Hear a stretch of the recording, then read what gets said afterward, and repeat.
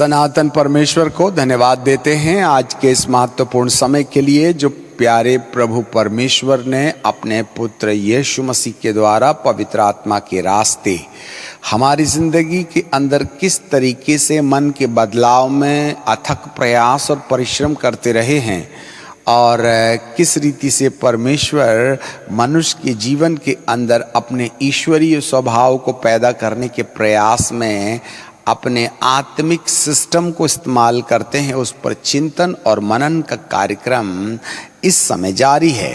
और हम बात कर रहे थे रोमियो की किताब और उसका 12वां अध्याय और उसके 1 पद से लेकर के आपके लिए हम पढ़ना चाहेंगे। हे भाइयों, मैं तुमसे परमेश्वर की दया स्मरण दिलाकर विनती करता हूँ कि अपने शरीरों को जीवित नंबर 1, पवित्र नंबर 2 और परमेश्वर को भावता हुआ एक्सेप्टेबल टू गॉड बलिदान करके चढ़ाओ। बलिदान का मतलब होता है पैर काटने से बलिदान नहीं, तो किसी पशु को बलिदान करना है। हमने पूंछ काट दिया सर, हमने बकरे का बलिदान कर दिया, जी नहीं, उसका पैर काट दिया, उसकी पीठ काट दी, उसका पेट काट दिया, उसका कान काट दिया, ये बलिदान नहीं होता है।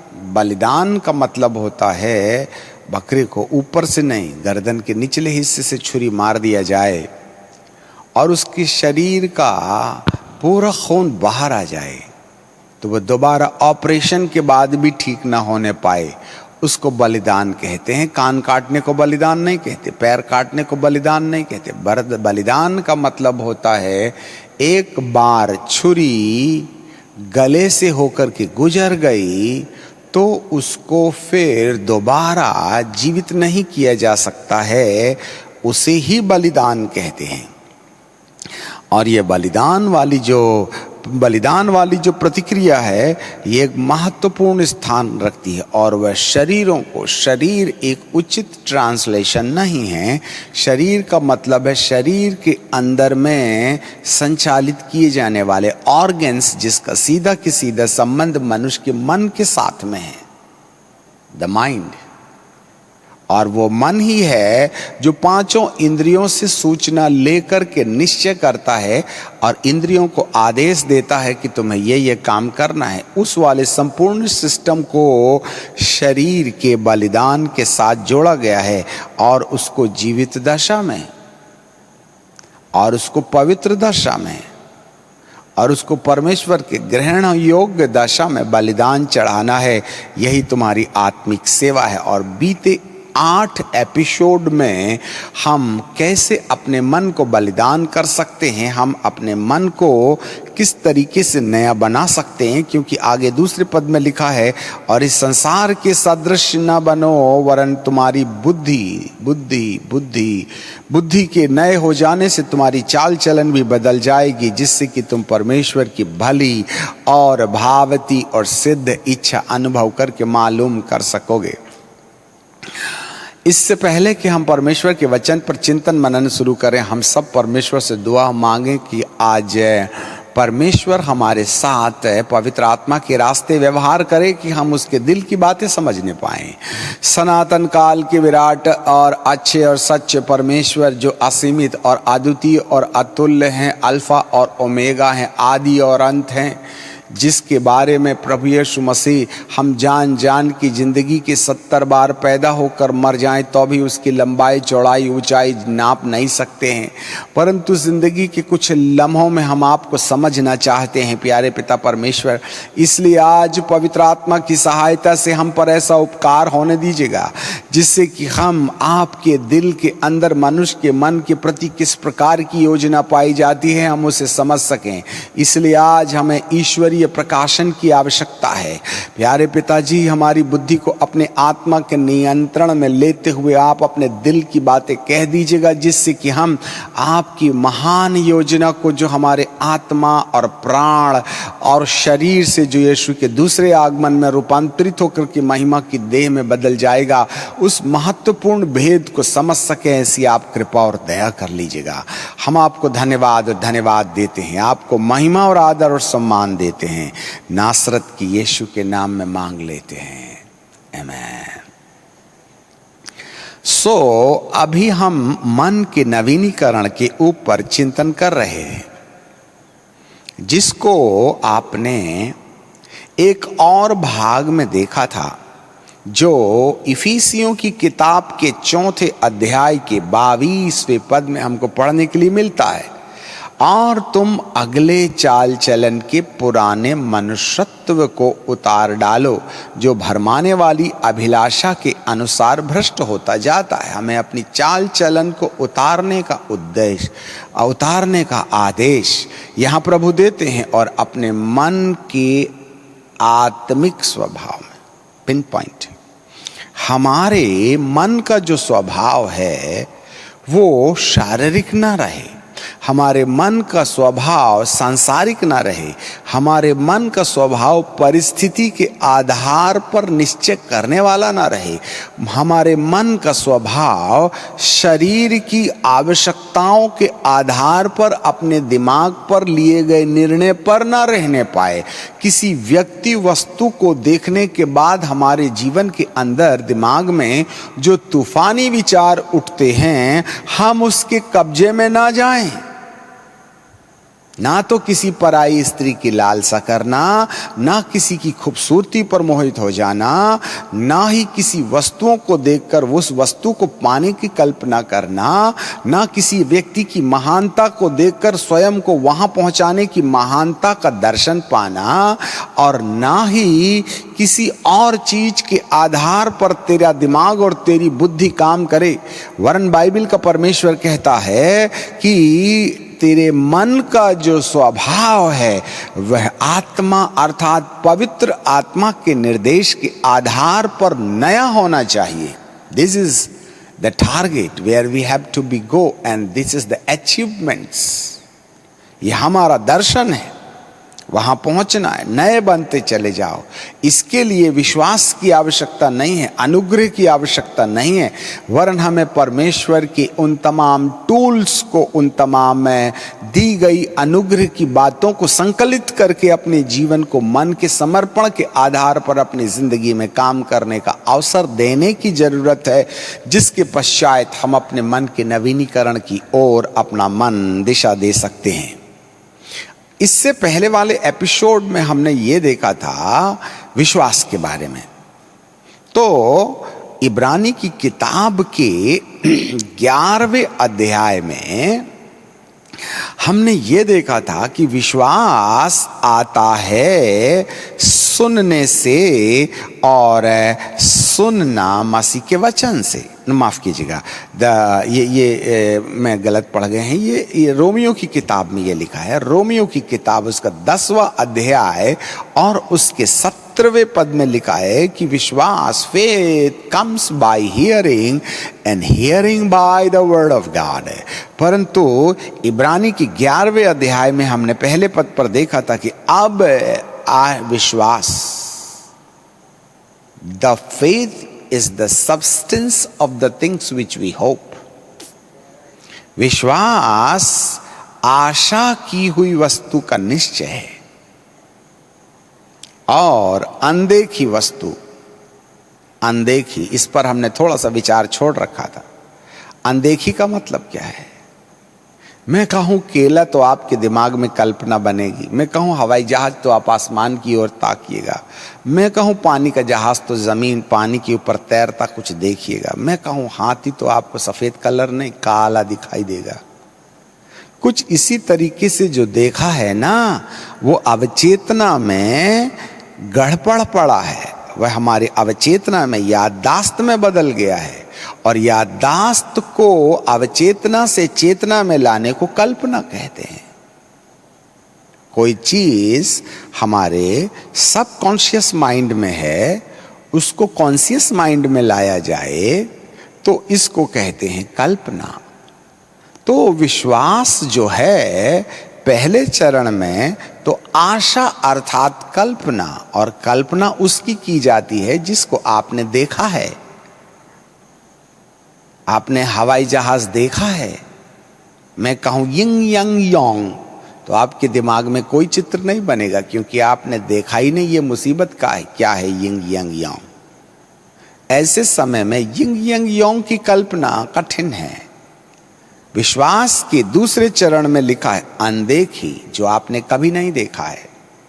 अब आपने जो देखा ही नहीं है तो उसकी कल्पना क्या बनेगी? How you can imagination, how you can imagine the unseen things, या substance of the unseen things.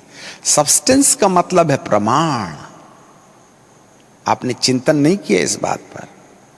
मैंने आज कुछ नहीं देखा, इसका पक्का प्रमाण मेरे पास है।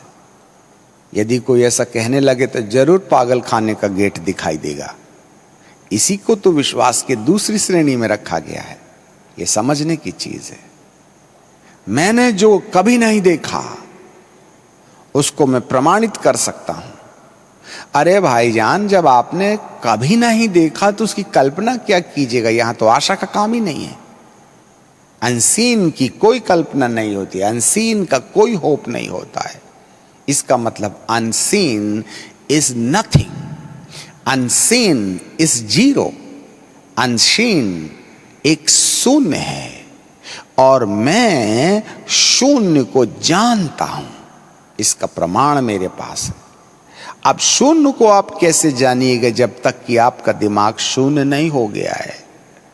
जी हां, मन के शून्यता की दशा में ही शून्य का दर्शन किया जा सकता है।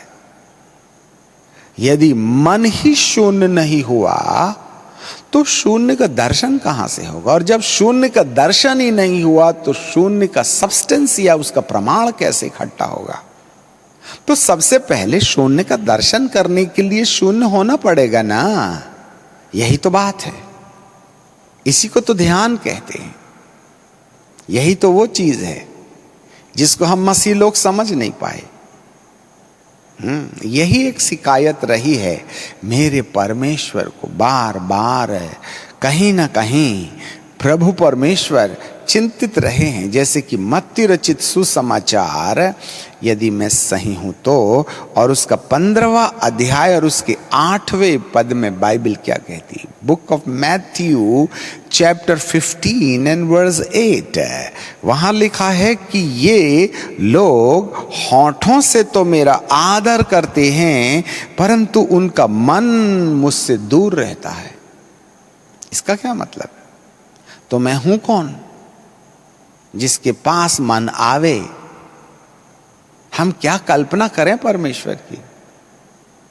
यह शिकायत केवल नए नियम में नहीं है, वरन पुराने नियम में भी यह शिकायत थी, जो यशायाह की किताब के 29वें अध्याय के 13वें पद में हमको पढ़ने के लिए मिलती है। Book of Isaiah chapter 29 and verse 13 है। प्रभु ने कहा, ये लोग जो मुंह से मेरा आदर करते हुए समीप आते हैं परंतु अपना मन मुझसे दूर रखते हैं। जी हां, अब जरा देखिएगा, हम छोटा सा ड्रामा आपके सामने करते हैं। हम प्रार्थना कर रहे हैं, परमेश्वर तेरा धन्यवाद, तू बड़ा महान है, तू बड़ा महान है, तू सर्वशक्तिमान है। आए पिता परमेश्वर, हम आपके पास आए, आंख भी बंद है, कान भी दूसरे की नहीं सुन रहे, परंतु अचानक ख्याल आया, अरे बाप रे, मैंने अपने कार की चाबी तो कार के चाबी के छेद में ही छोड़ दिया और दरवाजा बंद कर दिया और गाड़ी ऑटोमेटिक लॉक हो गई। चाबी अंदर, मैं बाहर और अंदर से गाड़ी लॉक। आपको दुआ में चाबी की याद आई, इससे पहले निकलते वक्त नहीं आई क्या?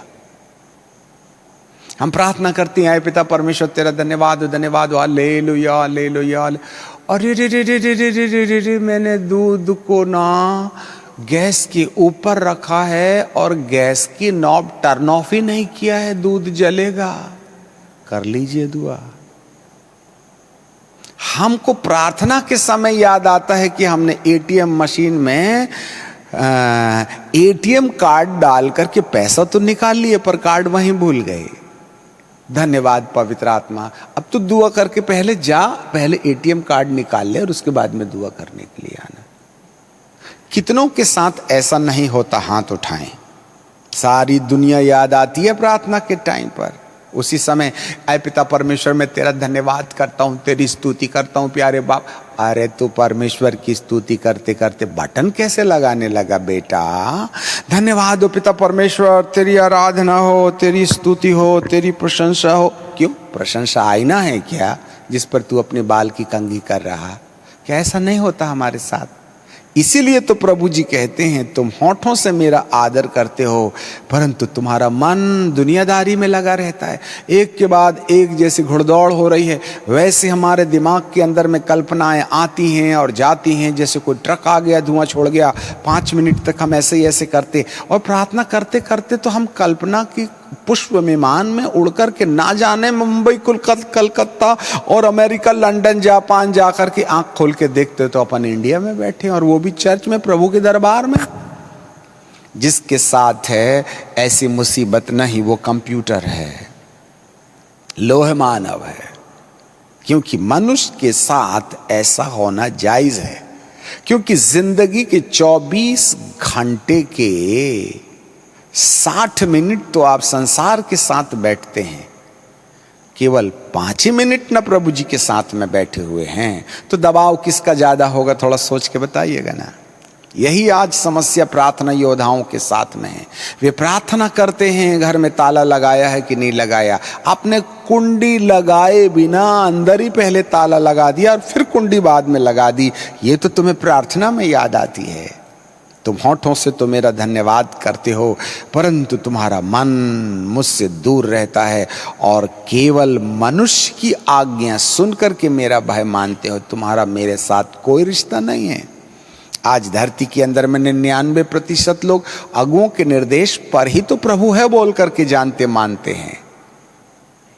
एक और अनुभव प्रभु हमें याद दिला रहे हैं।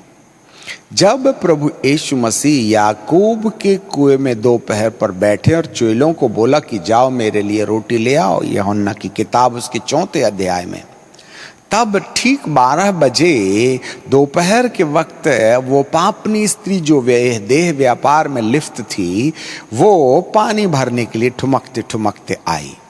प्रभु यीशु मसीह के साथ जो भी वार्तालाप हुआ वो हमारा विषय नहीं है, परंतु प्रभु यीशु मसीह ने कहा यदि तू परमेश्वर के वरदान को जानती और जो तुझसे बात कर रहा है ना उसको जानती तो तू मुझको पानी पिलाने की बात भूल जाती, मुझसे पानी मांगना शुरू कर देती। मैं तुझको वो जल देता जो तू कभी भी प्यासी ना होती और तेरे हृदय के अंदर में वह सोता बन जाता जो जीवन भर के लिए उमड़ते रहता। यह बात सुनकर के स्त्री ने कहा हे प्रभु मुझे पानी पिला दे, वो वाला कि बार बार यहाँ पानी पीने की झंझट में आना ना पड़े। तब प्रभु यीशु मसीह ने कहा जा तू अपने पति को बुला ला। तो स्त्री ने कहा हे प्रभु मेरा तो एक भी पति नहीं है। तो प्रभु ने कहा आगे की बात मैं बताऊंगा, तू 5 पति कर चुकी है, 6वां भी किराए का है। तब स्त्री ने कहा मुझे तो भविष्यद्वक्ता नजर आता है। बस इसी दशा में उसके ढक्कन खुल गए, सोते फूट निकले और उसी वक्त उसने अपना मटका छोड़ करके सीधे गांव में जाके चिल्लाती चीखती कहने लगी मुझे मसीहा मिल गया है। हम होते तो कहते चलो मसीहा भी मिला, आम के आम और गुठलियों के दाम। ऐसा करते हैं अपन लोग मटका भर पानी लेके जाएंगे और दुनिया को बताएंगे और खाली मटका लोगों के साथ ले आएंगे तो डबल बार हमारा पानी भी भरा जाएगा और उसके साथ अपनी गवाही का भी कार्यक्रम हो जाएगा। आज की तारीख में हमारी गवाही के पीछे स्वार्थ छुपा हुआ है। हम मटका भर के ले जाते हैं और फिर खाली करके जनता को साथ ले आते और खाली मटका ले आते। जब तक यीशु मसीह प्रचार करेगा तब तक हम पानी भर लेंगे भैया, इससे फायदा भी होता है और गवाही भी चली जाती है। जबकि बाइबल का परमेश्वर कहता है जिसकी जिंदगी के अंदर सोता फूटता है ना वो दौड़ करके जाता है, ये भूल जाता है कि उसका मटका चोरी हो जाएगा। क्या वो अनुभव हमारी जिंदगी के अंदर था? और वह दौड़ते दौड़ते जाती है मुझे मसीहा मिल गया, मुझे मसीहा मिल गया। जिसने मैंने जो कुछ भी पाप किया था वह मेरे बारे में प्रभु ने बता दिया, वो मसीहा है। आज कोई अपने पाप का अंगीकार करने के लिए तैयार नहीं है। मुझे नहीं मालूम आपकी गवाही क्या है। चलिए सर आगे। तब बड़ी भीड़ कहने लगी, इसकी आवाज में बदलाव है, ये ड्रामा नहीं कर रही, वरन इसके अंदर एक अजीब किस्म का पागलपन है। चलो तो देखिए कैसा मसीहा मिल गया। और उसने बड़ी भीड़ को उठाकर याकूब के कुएं के पास ला करके खड़ा कर दिया जहां यीशु बैठे थे। देखो ये है मसीहा। तब उस भीड़ ने यीशु को कहा, प्रभु हमारे घर चलो और हमें भी इस स्त्री के समान जीवन के जल का सोता बना दो। तब भीड़ यीशु को लिवा ले जाती है और यीशु वहाँ 2 दिन तक प्रचार करके उन्हें परमेश्वर के वरदान और अपने परिचय के बारे में बताते। तब वो बड़ी भीड़ स्त्री के पास आकर के कहती है, जरा ध्यान से सुनिएगा, हम तेरे ही कहने से विश्वास नहीं करते। इसका मतलब इसके कहने से करते रहे होगे तुम। हम तेरे ही कहने से हम विश्वास नहीं करते, तेरी गवाही मात्र से हम विश्वास नहीं करते, पर हम जान चुके हैं कि ये जो तेरा मसीहा है वह हमारा भी मसीहा है। बाइबल का परमेश्वर कहता है, तुम मनुष्यों की बातें सुन सुन करके भय मानते हो, तुम किसी गैर की गवाही सुन सुन करके परमेश्वर का भय मानते हो, परमेश्वर पर विश्वास करते हो। क्या तुम्हारा अपना पर्सनल एक्सपीरियंस है क्या? Do you know personally the creator who has created you? अरे फलानी गवाही के द्वारा तो हमारा विश्वास बड़ा मजबूत हो गया सर, हमको उसकी गवाही से ऐसा पता चलता है कि प्रभु जिंदा है। अरे उसकी गवाही से तुमको पता चला, ये तो स्त्री की गवाही से उन लोगों ने यकीन किया था कि मसीहा यीशु होना चाहिए, परंतु जब तक उनको पर्सनली ये अनुभव नहीं हो गया कि यीशुआ ही मसीहा है, तब तक वो तो स्त्री के पास नहीं ना आए। हम तेरे ही कहने से विश्वास नहीं करते, वरन हम जान चुके हैं कि यीशुआ ही मसीहा है। जी हाँ, यहां पर बड़ी भारी मात्रा में परमेश्वर लोगों को देख रहे हैं कि वे प्रभु, जो लोग मुंह से मेरा आदर करते हुए मेरे समीप आते हैं परंतु अपना मन मुझसे दूर रखते हैं, ये शिकायत है। और मनुष्यों की आज्ञाओं को सुन सुन करके तुम मेरा भय मानते हो। यहां पर यह भी मत्ती की 15 में भी लिखा है कि ये व्यर्थ मेरी उपासना, 9वें पद में 15 book of Matthew chapter 15 and verse 9, वे व्यर्थ मेरी उपासना करते हैं क्योंकि मनुष्यों की विधि को उपदेश करके सिखाते हैं। उनका परमेश्वर के साथ डायरेक्ट इनकाउंटर नहीं हुआ।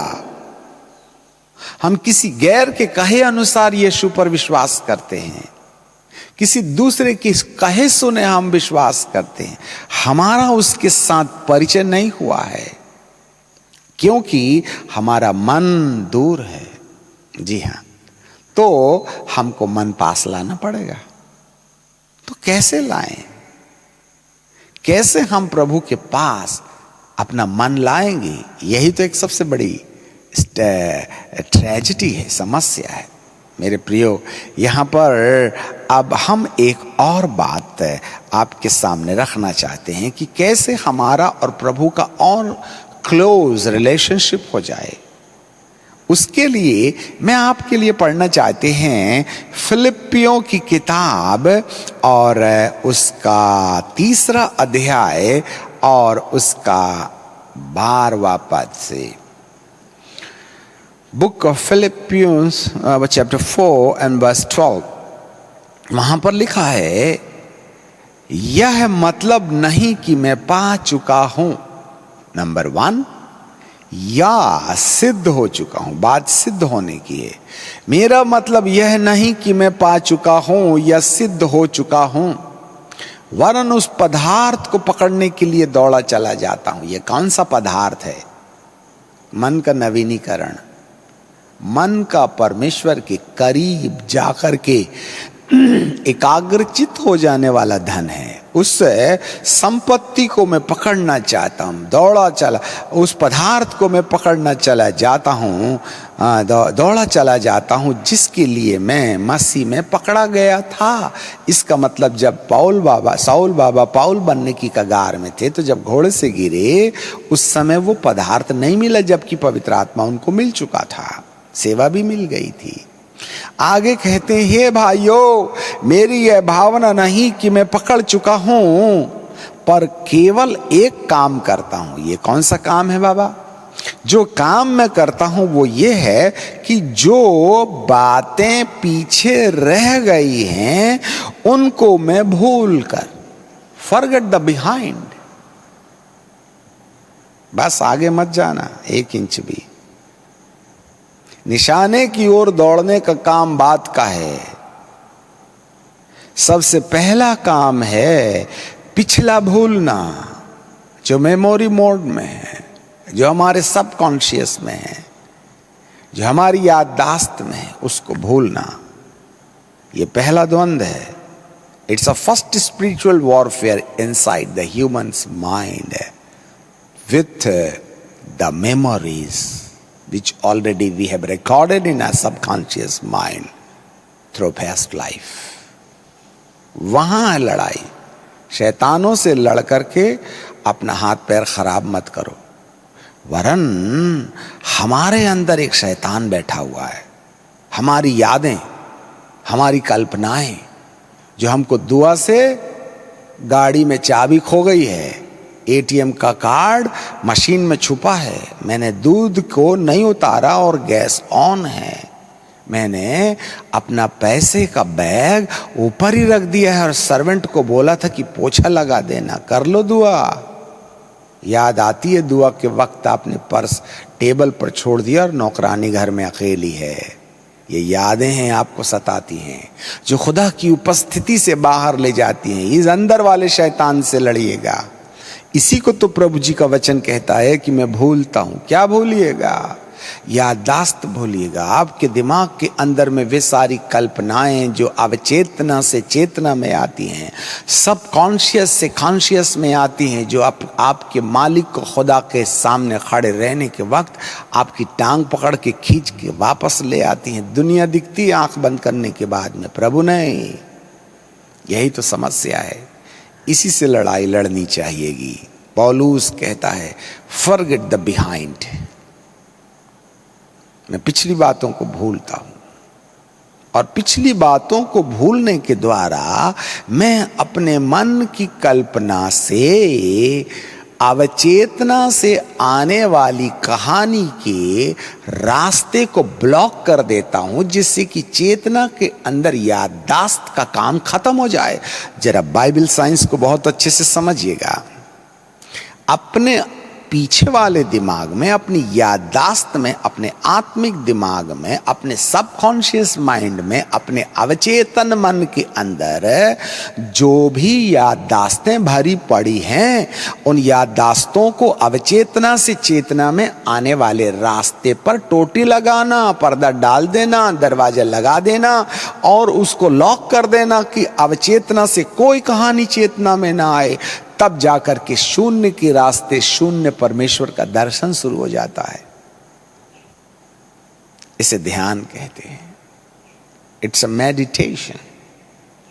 अभी मैंने मेडिटेशन शब्द क्या बोल दिया, आप चारों तरफ हिलना डुलना शुरू कर दीजिए। अरे बाबा है मेडिटेशन, बाइबल वाला विश्वासी आदमी मेडिटेशन, ये तो बाहर वालों का कार्यक्रम है। आए तमाम मसीहियों, बाहर के चोरों ने हमारा धन चोरी करके करोड़पति बन गए वो, और हम प्लास्टिक का कटोरा लेके आज भी खुदा बाप के सामने भीख मांग रहे हैं। शैतान ने हमारे मेडिटेशन को ले गया और उनको करोड़पति बना दिया।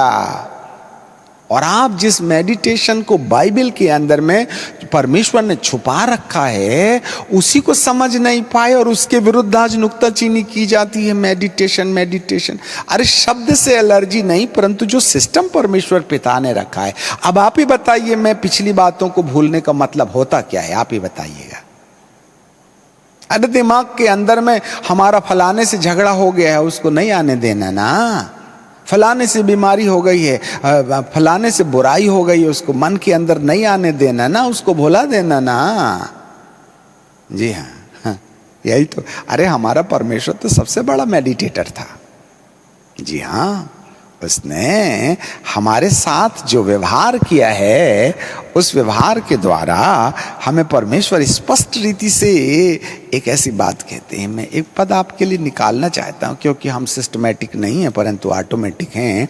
पवित्र आत्मा जो हमें ले जाता है जहाँ हमको वहीं हम चलना चाहते हैं। सो यहाँ पर बुक ऑफ आइजिया, यशायाह की किताब और उसका 43 अध्याय, book of Isaiah chapter 43 and verse 25।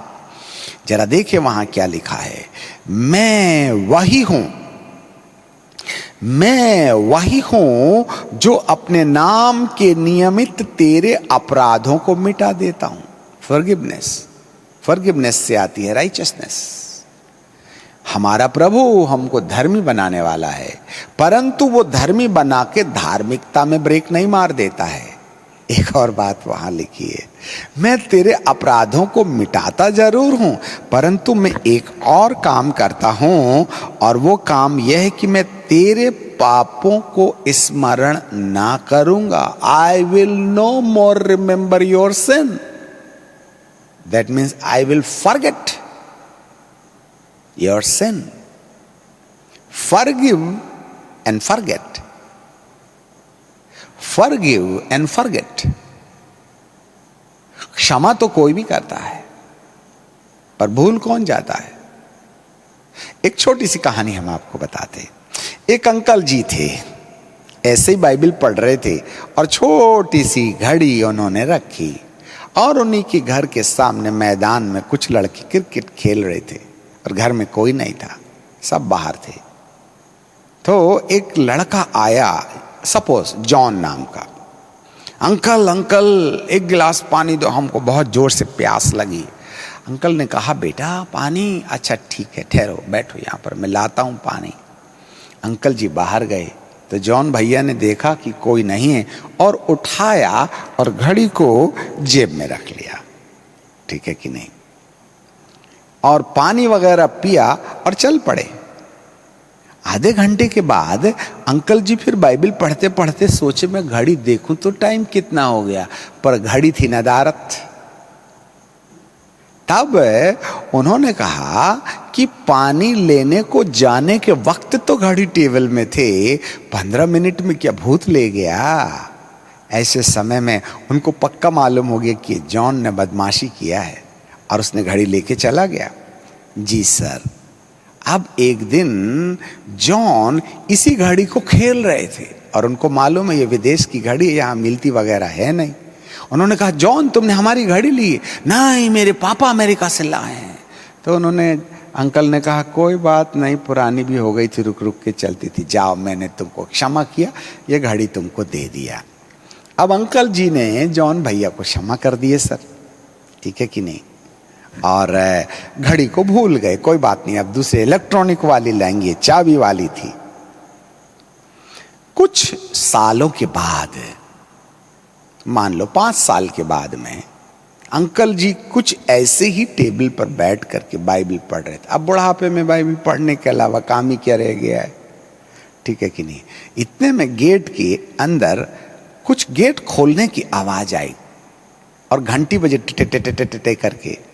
तो उन्होंने अपना चश्मा ऊपर नीचे करके पहचाना, ओह ये तो जॉन है। और ऐसा बोलते बराबर उनको आज से 5 साल पुरानी बात याद आ गई। घड़ी चोर, ओह ठीक है कोई बात नहीं, ठहर जाओ मैं तुम्हारे लिए दरवाजा खोलता हूं, 1 मिनट वहीं खड़े रहिए, आने का नहीं।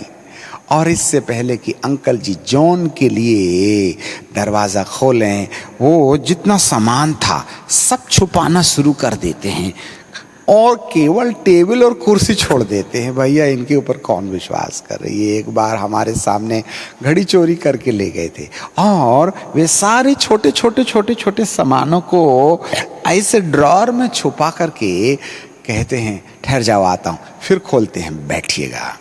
क्या बहुत दिन हो गए अंकल, मैं आपसे मिला नहीं, मैं सोचा 5 मिनट आपसे मिल आऊं। तो अंदर ही अंदर 5 साल पुरानी कहानी प्रत्यक्ष में आने लगी, अब चेतना से चेतना में आ गई। अच्छा अंकल जी मैं चलता हूं, एक गिलास पानी पिला दीजिएगा। अरे बाप रे, अंकल जी ने पानी के गिलास की बात क्या सुनी तो उनके जितने शरीर के बाल थे सब तीर समान खड़े हो गए। ठीक है कि नहीं? उन्होंने कहा ठहर जाओ बेटा, और ड्रॉअर में पहले तो मारा ताला, और उसके बाद में जाते हैं और पर्दे के पीछे झांक करके फिर देखते हैं। जॉन बाबा पर भरोसा नहीं किया जा सकता। और देर ना लगा के जल्दी आके कहते हैं लीजिए पानी और जल्दी से निकल जाइए। आपको मालूम है ये एटीट्यूड्स क्या है? अंकल जी, आपने तो घड़ी चोरी करने वाले को क्षमा कर दिया था ना, तो फिर 5 साल पुरानी बातें याद कैसे आ गई आपको? यही तो समस्या है। हम बहुत आसानी से क्षमा कर सकते हैं। जाओ जाओ जाओ जाओ, हमने तुमको क्षमा कर दिया, दिमाग खराब करते हो। अरे बाबा, जब तूने क्षमा कर दिया तो अपना दिमाग खराब क्यों करता है? ठीक है, कोई बात नहीं, चलता है, ओके ओके बाबा, ऐसा कहना चाहिए ना। तुम्हारी आवाज बता रही है क्षमा वगैरह नहीं हुई, ये घमंड के द्वारा स्वाभिमान की बदबू अंदर से आ रही है, हमने अंदर रखा है। आज कितने ऐसे लोग हैं जिन्होंने अपने दिल के अंदर असंख्य चोटों को याददाश्त में बदल के रखा हुआ है।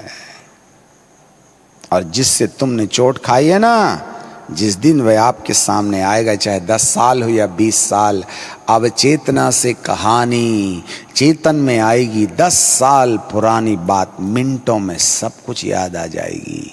यही है जिसको भुलाने की बात प्रभु कर रहे हैं। प्रभु जी तो साफ कहते हैं, मुझे स्मरण ही नहीं कि तूने पाप किया था। I will no more remember your sin. अपने मालिक से सीखो, वह मात्र क्षमा नहीं करता है, वरन भूल भी जाता है, परंतु कमबख्त इंसान क्षमा जरूर करता है, पर मरते दम तक याद रखता है। यदि मरने के बाद भूत बन के ना पीपल के पेड़ में बैठ भी गया, और यदि जिसने तुमको सताया था वह उस पेड़ के नीचे से निकला, तो हम उसके सिर के बाल उधेड़ देते हैं। याद रखिएगा, अवचेतना के अंदर एक बार कहानी याद हो जाए तो उसके साथ लड़ाई कौन करेगा? यही तो कारण है हम दुआ मांगते हैं, स्वर्गदूत दिखाई नहीं देते। अवचेतना के अंदर में तूफान उठा हुआ है। पवित्र परमेश्वर को शिकायतपूर्ण नजर से देखने के बाद उस पवित्र परमेश्वर का दर्शन कैसे होगा? वरदान कैसे मिलेगा? स्वर्गदूत कैसे दिखाई देंगे? उसकी वह शकाइना ग्लोरी का हमारे साथ इनकाउंटर कैसे होगा? हमारे अवचेतना के अंदर में तो हजारों हजार प्रकार की चोटें, अनफॉरगिवनेस, माफ नहीं करने की भावनाएं छुपी हुई हैं, दोष लगाने की भावना छुपी हुई है, नुक्ताचीनी छुपी हुई है, बदले की भावना छुपी हुई है। किसी ने हमारी वस्तुओं की चोरी की है, उसको कैसे उसको सजा देनी चाहिए का क्रोध छुपा हुआ है। समस्या अंदर है, अवचेतना में। इस कड़वे दिल के साथ में खुदा बाप के सामने करोड़ों साल खड़े रही वे तुम्हें कभी जवाब नहीं देगा।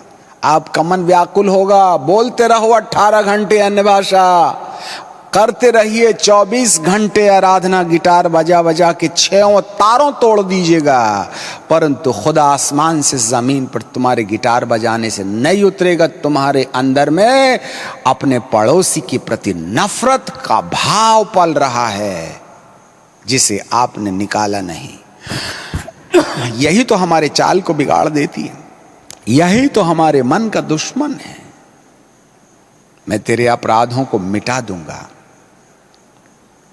और उसको कभी याद नहीं करूंगा। इब्रानी की किताब और उसका 10वां अध्याय रिपीट। अब आप कहोगे सर ये तो पुराना नियम है। अरे भाईजान, नए नियम में भी प्रभु की इस हरकत को देख लीजिएगा ना। इब्रानी की किताब और उसका 10वां अध्याय, और मैं आपके लिए 17वां book of Hebrew chapter 10 and verse 17 है। वहाँ लिखा है, फिर वह कहता है मैं उनके पापों को और उनके अधर्म के कामों को कभी स्मरण नहीं करूंगा। I will no more remember their sins. और जब इनकी क्षमा हो गई तो फिर पाप का बलिदान नहीं रहा। जी हां, मैं कभी स्मरण नहीं करूंगा।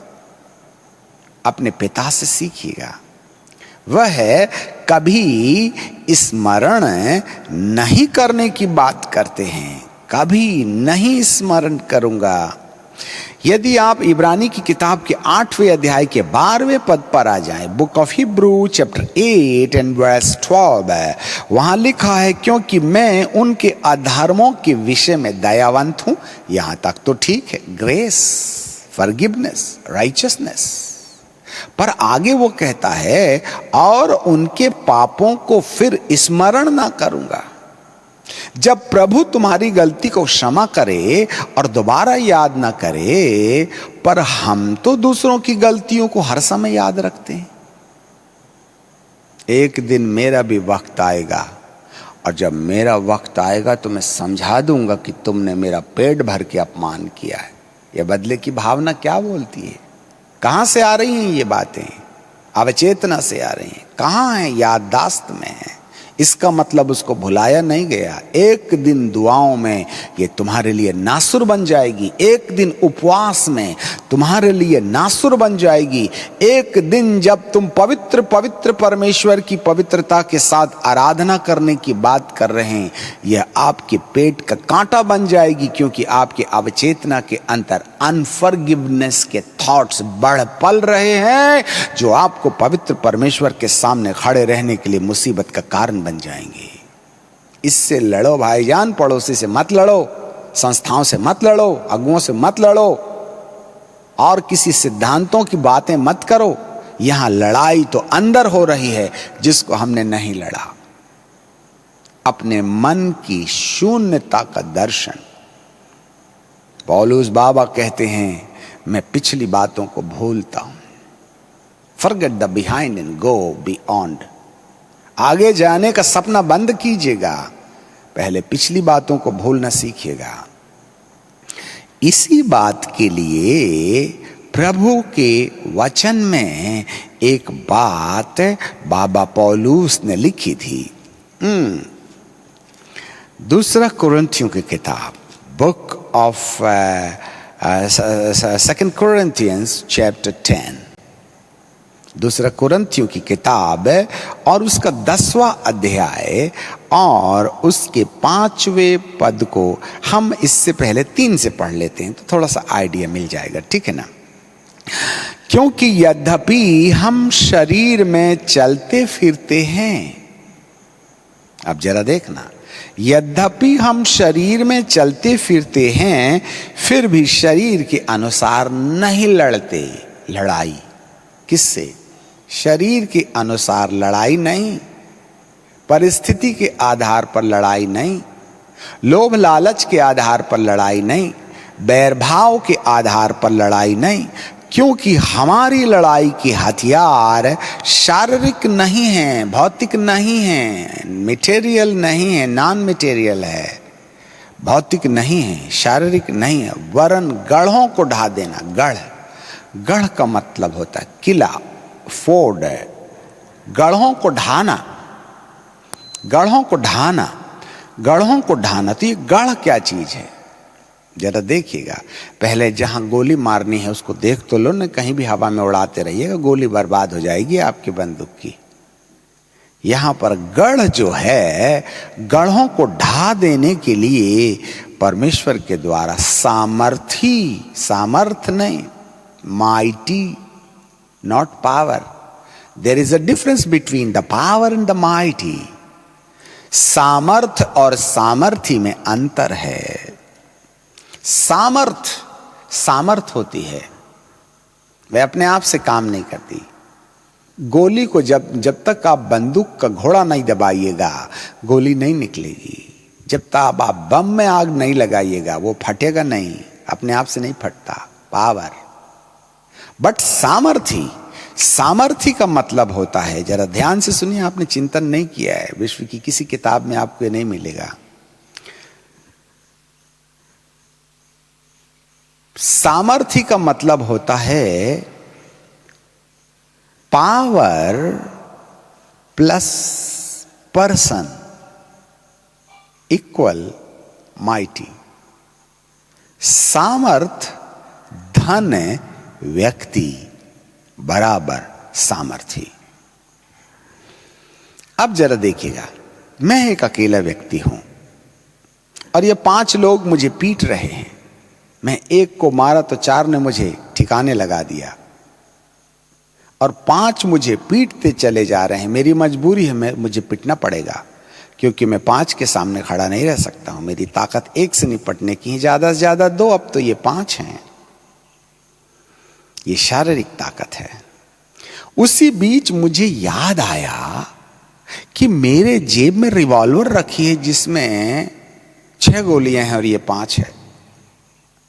तब मैंने तुरंत अपने जेब से रिवॉल्वर निकाली और एक हवा में मार करके कहा, यह तमंचा नहीं है।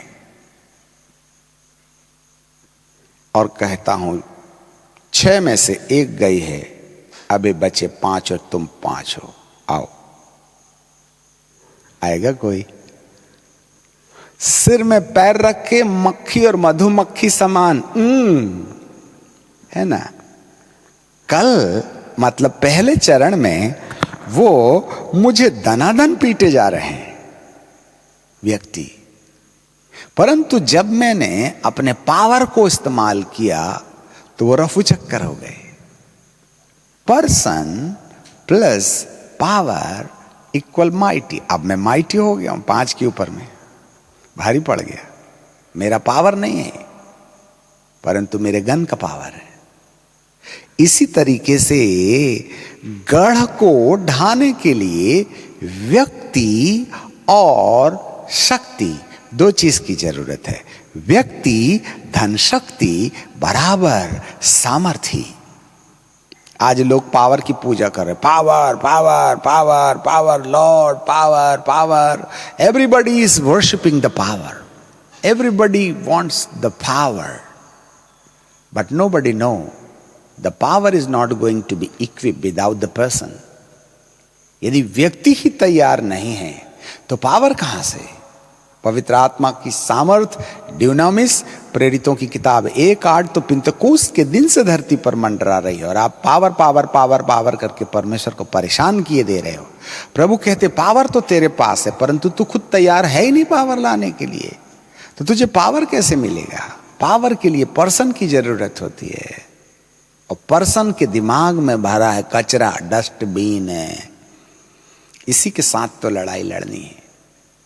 पावर में कमी नहीं है, मुर्दा तो आज भी जिंदा हो सकते हैं, परंतु मुर्दे जिंदा करने के लिए आपको कहीं ना कहीं वह करना पड़ेगा जिससे कि व्यक्ति शक्ति को इस्तेमाल करने के लिए तैयार हो जावे, तब ये व्यक्ति सामर्थ्य हो जाएगा।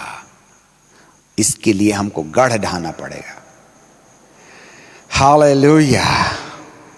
बाइबल साइंस, ये गढ़ क्या चीज है? गढ़ों को ढाने के लिए क्या करना पड़ेगा? ये किले कोई 4 इंच की दीवार नहीं कि लात मारो और उस पार, और ना अमेरिका की दीवारें जो खड्डे की बनी कि मारो मुक्का तो दरवाजे कमरे के उस पार। ये खड्डे की दीवार नहीं है भाईजान, मुक्का मारे तो उस तरफ निकल जावे। पर ये तो 20 फीट मोटी पत्थर की चट्टान है, उसको पार करना है, इस गढ़ को ढाना है। और इस गढ़ को ढाने के लिए पावर प्लस पर्सन दोनों की जरूरत है। यहां पावर में देरी नहीं है, पर्सन में देरी है। अब उस पर्सन को गढ़ ढाने के लिए क्या करना चाहिए? तो फिर 5वें पद में बाइबल कहती है, सो हम कल्पनाओं को, वंडरफुल। अब रुक जाइएगा, जोर से हैवी ब्रेक मारिएगा। कल्पना, इमेजिनेशंस, कल्पनाओं को नंबर 1, ऊंची बात को नंबर 2, और जो परमेश्वर के पहचान के विरोध में उठती है उसका खंडन, तोड़ना, टू स्टॉप, टू डिमोलिश, और हरेक भावनाओं को कैद करना, टू बाइंड अप, उसको बांध दो। बस आगे मसीह की आज्ञाकारी बनाने का कार्यक्रम अगले एपिसोड में देखेंगे। यहां बाइबल हमें बताती है कल्पना, दिमाग के अंदर में उठने वाले विचार। अब एक बात बताइए, हमारे दिमाग के अंदर में कल्पना आती कहां से है? इस कल्पनाओं का आधार है अवचेतना के अंदर में वो सारी कहानियां जो हमारी याददाश्त में बदल गई हैं। ये अवचेतना से आने वाली कहानी जब हम जागते हैं तो कल्पना बन जाती हैं, परंतु जब हम सोते हैं तो सपना बन जाती हैं। वंडरफुल। जब हम जागते हैं तो ये कल्पना बन जाती हैं, और जब हम सोते हैं तो ये हमारे लिए सपना बन जाती है। वंडरफुल। कल्पना और सपना, इसके पीछे एक ही रहस्य है, और वो है अवचेतना।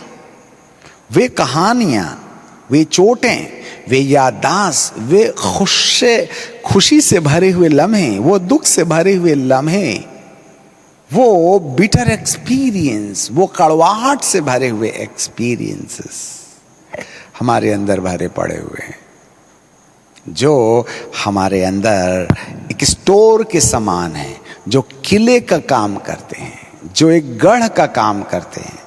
और यही गढ़ है जो चेतन को परमेश्वर से मिलने में रोकते हैं, जो हमारी कल्पनाओं को परमेश्वर तक पहुंचने में रुकावट पैदा करते हैं।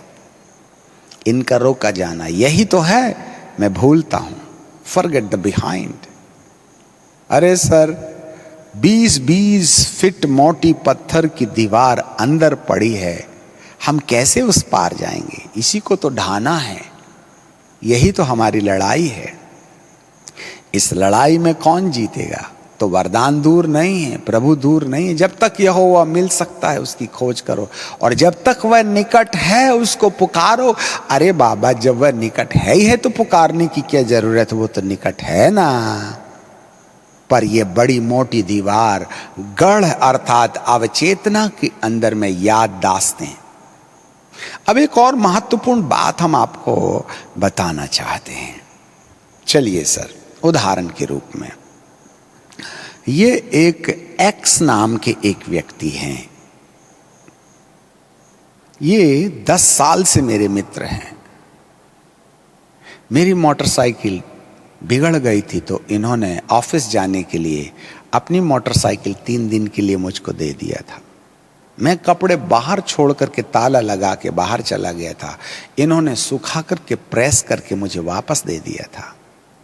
मैंने घर के कुंडे में ताला लगा दिया, क्लिप बाद में लगाई थी, तब उन्होंने देखा तो बाहर से ताला लगाया और मेरे आने का इंतजार करते रहे, और फिर अपना ताला खोल के कहा, भैया ताला अच्छे से लगा करके जाना। हजारों भले कामों का कर्जा मेरे ऊपर है एक्समैन के द्वारा। एक दिन उन्होंने अनजाने में, मैंने कचरा झाड़ के उनके दरवाजे में फेंक दिया। गलती मेरी थी। तब उन्होंने बहुत जेंटली कहा था, भाई साहब अपने घर का कचरा थोड़ा डस्टबिन में डाल दिया करे, आपने हमारे घर में डाल दिया, अच्छा नहीं होता ना, अच्छा नहीं लगता है। हम दोनों 1-2 लोग पड़ोसी हैं ना, कम से कम हमारे साथ तो ऐसा मत किया करे। उस दिन से कहने लगे, ठीक है, वक्त आएगा। हमने झाड़ू ली और जल्दी जल्दी छमक करके उनके घर से कचरा उठाया और झमक करके जाके कचरे को डाल दिया। आपका मिजाज बहुत बिगड़ा नजर आ रहा है। अब आप एक बात बताइए, एक्स व्यक्ति ने 1000 भले काम किए थे और उसने एक ही बार जेंटली आपको सलाह दिया था, आपने उसको नेगेटिविटी में ले लिया और अपने मन के अंदर में रख लिया, और 5 साल के बाद आप उस व्यक्ति के बारे में कौन सी बात याद रखिएगा? लिसन मी वेरी केयरफुली, हाथी समान कान खोलो, आवाज को एकमात्र भी बाहर मत जाने दो, सीधा सुड़क लो अंदर। 1000 बार एक्स व्यक्ति ने तुम्हारे साथ भलाई का व्यवहार किया था और एक ही बार आवेश में आकर के उसने आपको छोटी सी सलाह दी थी। उस 1001 बातों में से आपको कौन सी बात याद है? Checkup yourself. वो 1000 बात जो भली थी या वो जिसने आपके अहम को चोट दिया था? आज कितने लोगों ने तुम्हारे साथ कितने प्रकार की भलाई के व्यवहार किए थे, वो याददाश्त में है? या जिस व्यक्ति ने 1000 बात आपके लिए भली की और एक यदि उसने परिस्थितियों बस दबावपूर्ण कोई ऐसी बात कह दी, तो कौन सी बात आपकी याददाश्त में परमानेंट हो गई है? मैं हर एक व्यक्ति को जो आज परमेश्वर के इस वचन को सुन रहा है, आपसे चिंतन करने का विषय देता हूं। आपको आपके इष्ट मित्रों की भली वाली बातें याद है या वो बातें जो उन्होंने आपको चोट के रूप में दी हैं? 99.99 हम लोगों की जिंदगी में। अब मैं आपको एक उदाहरण बताना चाहते हैं। मान लीजिए मेरे पास में यहाँ पर एक कागज है, देखिएगा, ठीक है? ये आपको कैसा दिखाई दे रहा है?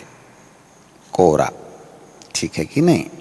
अब मैं एक काम करता हूं, इस कोरे कागज में एक छोटा सा ऐसा बिंदु लगा देता हूं।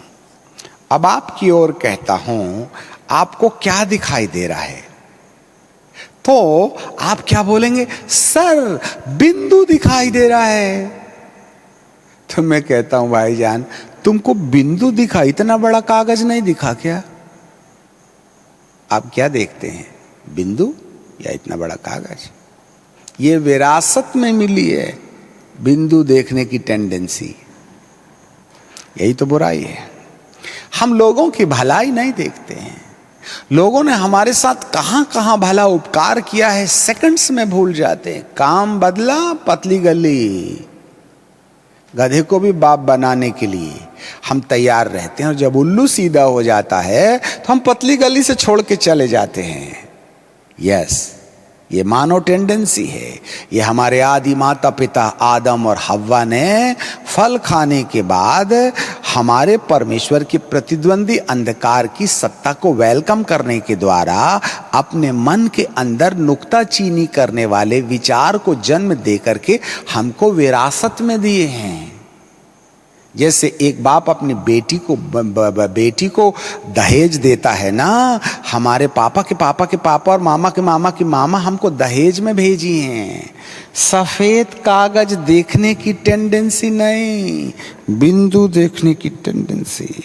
हमको बुरा नजर आता है, एक व्यक्ति खड़ा है, यदि उसका विशेष अंग का कपड़ा हट जाए तो उतना बड़ा चेहरा देखने के बजाय हटे कपड़े पर झांकने के लिए आंखें सेकंड्स में वहां चली जाती हैं। आपको क्या समझ में आया?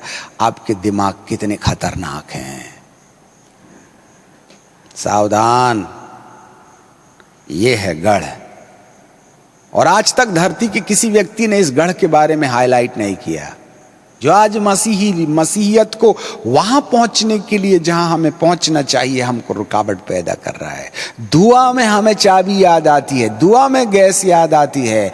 जब कभी किसी ने हमको चोट दिया है, 10 साल पुरानी कहानी फिर से वापस याद आ जाती है। जिन्होंने हमारे साथ में चोटीला व्यवहार किया है, उनके प्रति हमारे दिल के अंदर आज भी बड़े बड़े नाग और करैत हमारे अवचेतना के अंदर में लोट करके फुनकार मार रहे हैं। वक्त आएगा, एक दिन इसका चुकारा जरूर करूंगा। मैं अभिषिक्तों की बात कर रहा हूं, मैं अन्य भाषा बोलने वालों की बात कर रहा हूं, मैं पवित्र आत्मा से भरपूर लोगों की बात कर रहा हूं, मैं बाइबल सुनने वालों की बात कर रहा हूं, मैं बाइबल सुनाने वालों की बात कर रहा हूं, मैं चंगाई करने वालों की बात कर रहा हूं, मैं उन भविष्यवाणी करने वालों की बात कर रहा हूं जिन्होंने भी वरदानों को इस्तेमाल किया। सामर्थ्य महान दास होने के बावजूद भी यदि किसी व्यक्ति ने आपके साथ कोई दुर्व्यवहार किया है, तो अवचेतना के अंदर में कहानी बार बार करके हमको याद दिलाती है कि एक दिन इसका प्रतिफल चुकाना है मुझे। मेरे मालिक के अंदर में यही तो विशेषता है। Forgive and forget. We can forgive, but it's very hard to forget it. आज हम माफ कर सकते हैं, बस हम क्षमा कर सकते हैं, भुला नहीं सकते। हम कैसे भुलाएं, यही एक महायुद्ध है। यही एक महायुद्ध है। इस पर धरती पर कहीं प्रकाश नहीं आया। बोल लो जितनी अन्य भाषा बोलना है, निकाल लो जितने भूत निकालना है, कर दो जितनी बड़ी बड़ी सभाओं में प्रचार करना है कर लो, जितनों के नाम पुकार के भविष्यवाणी करना है कर लीजिएगा। आपका सब कॉन्शियस माइंड अभी भी गार्बेज से भरा पड़ा हुआ है, कचरे से भरा हुआ है, जंग लगा हुआ है। वहां करैत लौट रहे हैं, वहां डायनासोर है। वो फुनकार के बदला लेने की बातें हमारे अवचेतना से चेतना को सप्लाई करते हैं, जो हमें अपने परमेश्वर के सन्मुख खड़े होने से रुकावट पैदा करते हैं। अपने दुश्मन को बाहर नहीं, अंदर झांको पहले। जिस दिन दुश्मन आपको आपके अंदर समझ में आ जाएगा, जो स्वाभिमान का ओढ़ना ओढ़ करके रखा है, आत्मिक लड़ाई सबसे पहले अंदर है, जिसके बारे में लिखा है, मैं अपनी कल्पनाओं को और हर एक ऊंची बात को जो परमेश्वर के विरोध में उठती है उसका खंडन करता हूं। To demolish the arguments. आपने क्या किया अपनी कल्पनाओं के लिए? क्या चेतन और अवचेतन के बीच में ब्लॉकेजेस किए गए? क्या याददाश्त और चेतन मन के बीच में आपने कोई दीवार खड़ी करी?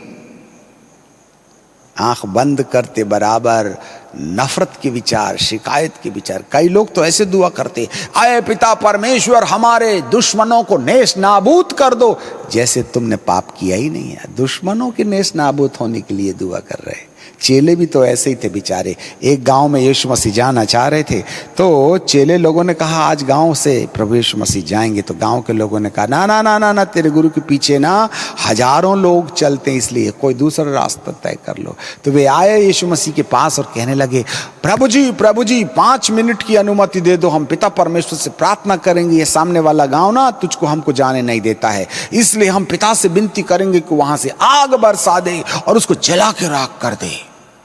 तो प्रभु यीशु मसीह ने कहा, शट अप, तुम नहीं जानते कि तुम किस आत्मा के हो। परमेश्वर का पुत्र नाश करने नहीं वरन बचाने आता है।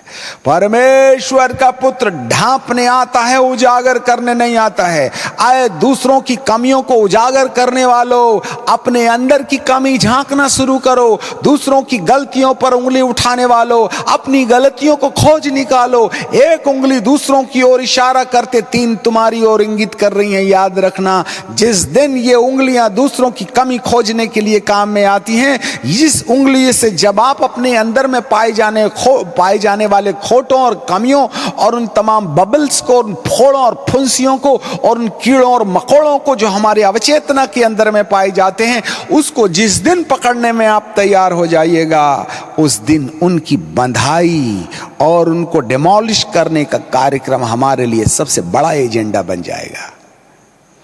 This is the inner side warfare. ये मन के नवीनीकरण के लिए सबसे बड़ी खाई है। अब हम इसे करें कैसे, इसे अगले एपिसोड में देखेंगे। अब आप अंदर रहने वाले भेड़िया की खोज करो, उन चोटों को याद करो, उन नुक्ताचीनी के विषयों को याद करो। मिस्टर जेड ने 100 भले काम किए थे, सेकंड्स में आपने भुला दिया। एक बात छोटी सी आपको हर्ट कर गई, वह आपके दिल के अंदर में है। ये नासुर है, आपके दिल में एक कील लगी है और वह कील हृदय के खून को दिमाग तक पहुंचने के बजाय अंदर ही अंदर लीकेज करके आपको मौत के घाट उतार देगी। इस दिल की कील को निकाल दें, तब जाकर के हमारे दिमाग में यह हार्ट सही खून सप्लाई करेगा। आओ अपने आप को चेक करें। मुझे मालूम है आप बहुत बेचैन हो गए हैं, पवित्र आत्मा आपसे बातचीत कर रहे हैं। हम दुआ मांगे। सनातन सनातन काल के परमेश्वर, वचन सुन के व्याकुल होने वाले लोगों की धड़कनें बढ़ रही हैं, उन्हें अपने दुश्मन के बारे में जानकारी मिल रही है। आए पिता परमेश्वर, शैतान से भी एक बड़ा शैतान हमारे अंदर में याददाश्त में छुपा हुआ है, जिसको पकड़ करके हमें डिमोलिश करना है। उन कल्पनाओं को और उन पुरानी यादों को, जिसको पौलुस कहते हैं मैं पिछली बातों को भूल करके निशाने की ओर दौड़ा चला जाता हूँ। पिताजी, हम पर दया होने दीजिएगा, जिससे कि अपने भेड़िए को जो हमारे सबकॉन्शियस माइंड में पाया जाता है, हम उन तमाम नेगेटिविटीज़ को, हम तमाम चोटों को, उन तमाम यादों को एक बार फिर अंदर से बाहर निकालने के लिए, अपनी स्वयं की मदद करने के लिए ओ पिता परमेश्वर तैयार हों। और आज हमें पवित्र आत्मा की मदद दीजिएगा, जिससे कि हम अपने भेड़िए को, अपने दुश्मन को जो हमारे अंदर पाया जाता है, उसको पकड़ सकें। ऐसी आप कृपा और दया कर लीजिएगा। आपको महिमा और आदर देते हैं, नासरत के यीशु के नाम में मांगते हैं, आमीन।